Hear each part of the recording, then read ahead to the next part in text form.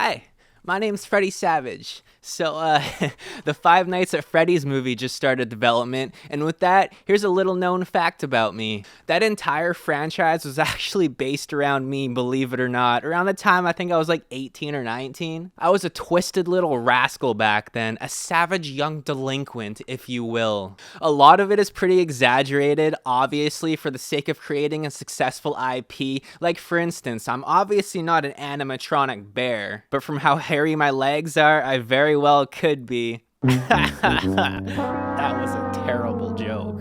But anyways, I used to work at this little pizza joint back in my hometown. It's called Quasar's Pizza. It was a dump. It was boring. I used to play some pretty messed up and funny pranks on the customers, to the point that I ran that place out of business in only 4 months of opening. It's one of my more prouder achievements in life. A kid lost his finger, but I swear that was all on him for going near that bear trap. And I also scared a pregnant lady so bad that she gave birth 4 months early. I don't even know how that's possible, but here we are. The lady thought that her baby was gonna grow up pretty messed up due to how premature it was, but the kid grew up to have his own podcast, and he ended up to turn out to be a Twitch streamer.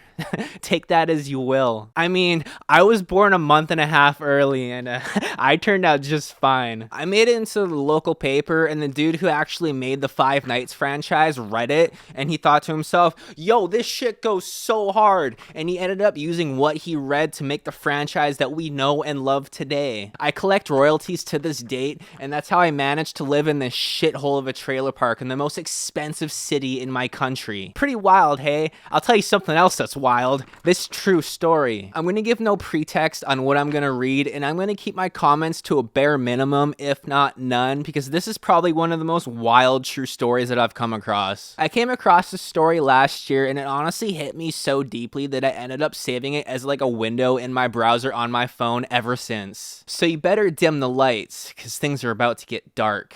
I hope you're comfortable, because you're about to not be. This is Internet Campfire Stories, Volume 5, The Tale of Blanche Monnier.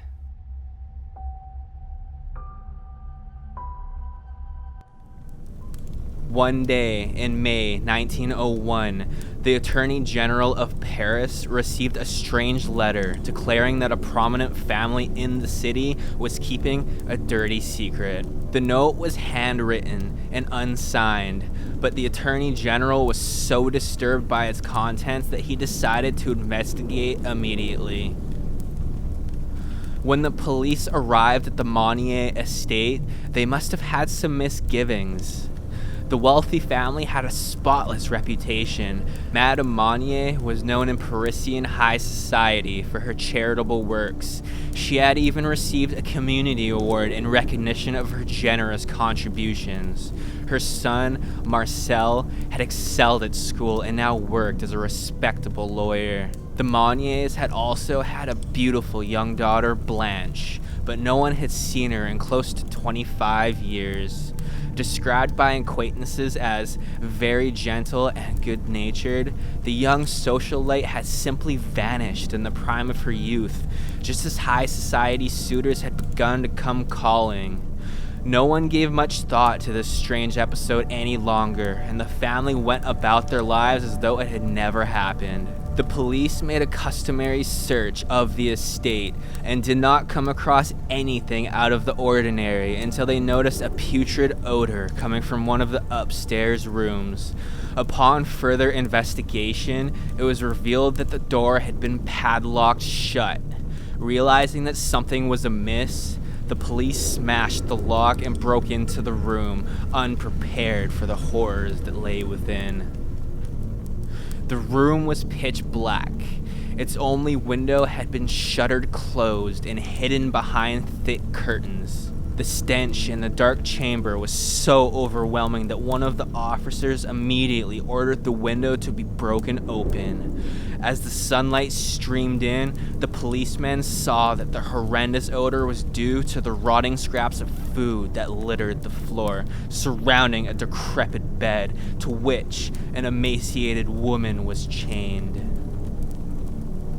When the police officer had opened the window, it was the first time Blanche Monnier had seen the sun in over 2 decades. She had been kept completely naked and chained to her bed since the time of her mysterious disappearance 25 years earlier.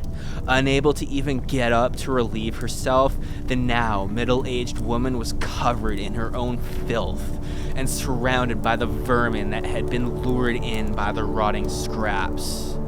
The horrified policemen were so overwhelmed by the smell of filth and decay that they were unable to stay in the room more than just a few minutes.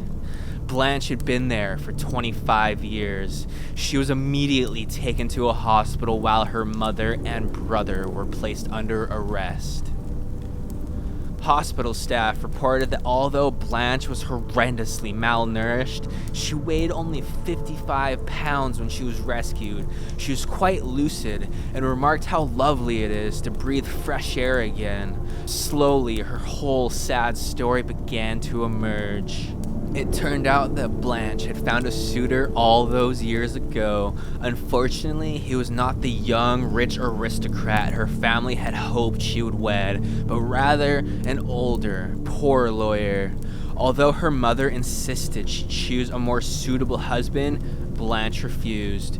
In retaliation, Madame Monnier locked her daughter in a padlocked room until she ceded to her will. The years came and went, but Blanche Monnier refused to give in. Even after her beau died, she was kept locked in her cell with only rats and lice for company. Over the course of 25 years, neither her brother nor any of the family servants lifted a finger to help her. They would later claim that they were too terrified of the mistress of the house to risk it. It was never revealed who wrote the note that triggered Blanche's rescue. One rumor suggests a servant let the family secret slip to her boyfriend, who was so horrified he went straight to the Attorney General. Public outrage was so great that an angry mob formed outside of the Monnier estate, leading Madame Monnier to suffer a heart attack. She would die 15 days after her daughter's liberation. Whew. Man, that was so hard to contain myself throughout that, but you know Freddy about to go off now. What the fuck? 25 years kept completely naked to wither away with the lice and the vermin of the house? The lion, the witch, and the sheer audacity of this bitch. This bitch being her mother, her brother, and also the family servants. She spent her would-have-been prime years locked away in a pitch-black room. Dude, imagine what that would have done to your psyche, like just you in general. The fact that she stood her ground all of those years, even after that guy passed away, goes to show what kind of person Blanche was. In an alternate universe where her and that guy did end up together, I bet they must have lived the best life together. Hats off to the person who wrote that note though, for real. It's such a shame that that sad excuse of a mom died so soon after being found out. She should have had the exact same thing done to her, except like 10 times that, bro. That is so inhumane and so cruel. This story is honestly so heartbreaking, man. All of the fucks to Blanche's mom for trying to control her life like that. Never control your child's life or anyone's life in that matter, especially when it comes to things like who they can or can't love. Like, get real. I bet that guy was a definite keeper and she was in every right for choosing that guy over everybody else, despite literally everything else that came after that. Like I said, in an alternate universe, they lived happily ever after. Love comes in all shapes and sizes, sometimes in completely unexpected ways, and you just gotta accept that. I don't know, man. I'm such a sucker when it comes to stories that revolve around love. Another little known secret about me, I'm kind of a softie. I hope you enjoyed tonight's story. My name's Freddy Savage, and I'll catch you next time.